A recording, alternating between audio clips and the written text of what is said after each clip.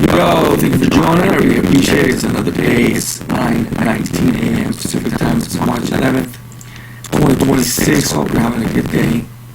Let's begin. Oil becomes the second most traded asset on popular crypto exchanges. Hyperliquid, the popular decentralized crypto trading exchange, has been witnessing an outstanding surge on all trading.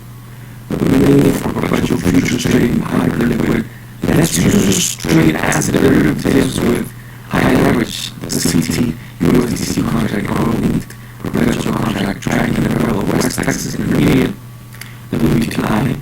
Crude oil has seen a trading volume of $1.32 billion over the last 24 hours. The oil contract surged as much as 25% after the war between the U.S., Israel, and Iran began on February 8. Its price rose as high as $180 a barrel on March 9, currently trading at around $80 per barrel. That reveals that this contract generated daily trading of approximately $21 million before the attack on Iran, but the figure now stands at $1.32 billion.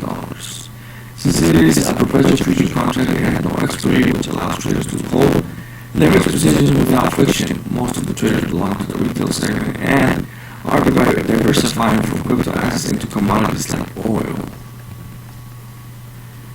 After Bitcoin, BTC, the WTI contract is the most traded contract on Hyperliquid over the last 24 hours. Here is the 24-hour trading volume of the top 10 contracts on Hyperliquid. There's Bitcoin, oil contract, Ethereum, Hyperliquid, Nasdaq 100, Solana, silver, Brent oil, S&P 500, and gold. So Bitcoin is at $3.64 billion in the last 24 hours, and gold is at $73 million. When Wall Street sleeps on weekends, exchanges like Hyperliquid give an opportunity to traders to buy assets going through the volatile activity. The hyper trading of oil has led to Hyperliquid's native taking hype also surging 30% to $34 following the war. After U.S. President Donald Trump said the war in Iran was very complete, pretty much, oil prices fell back on March 10th. WTI fell from around $120 per barrel on March 8th to $80.65 per barrel at press time. But the Strait of Hormuz, through which 20% of global oil supply passes, still remains largely blocked. Again, thank you for joining. I really appreciate it. Smash that like button, subscribe to the channel, comment down below, let me know what you think.